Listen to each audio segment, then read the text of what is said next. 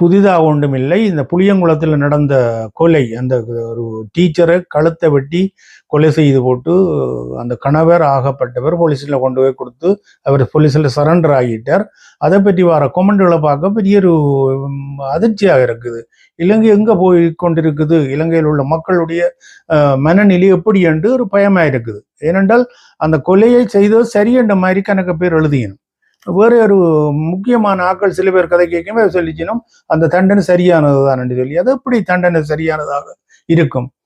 இதுல கணக்கு பிரச்சனைகள் இருக்கக்கூடும், உள்ளுக்கு இருக்கக்கூடும். இதெல்லாம் கொண்டு போய் நீதிமன்றத்தில் கொண்டு போய் விசாரிக்க வேணும். மற்ற ஒரு பண்பாடு ரீதியாக சில பேர் சில முடிவுக்கு வரதுன்றாலும் கூட ஒரு கொலியளவில் போய் அதை வக்கிரமாக வெட்டி கொண்டு போய் போலீஸ் ஸ்டேஷன்ல கொண்டு போய் கொடுத்து சரண்டர் ஆகிற எல்லாம் ஒரு கொடூரமும் ஒரு வக்கிரத்தினுடைய உச்சம்.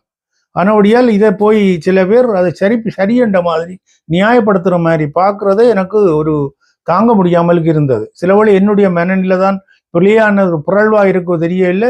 என்ன பொறுத்தளவில் அந்த பொம்பளை செய்த தவறாக இருந்தாலும் அந்த தண்டனை அது அப்படியானது, தண்டனை அப்படி நடக்கவும் கூடாது. இது ஒரு முன்னுதாரணமாக ஒரு இந்த ஒரு மனித சமுதாயத்தில் இருக்கக்கூடாது என்றுதான் நான் நினைக்கிறேன்.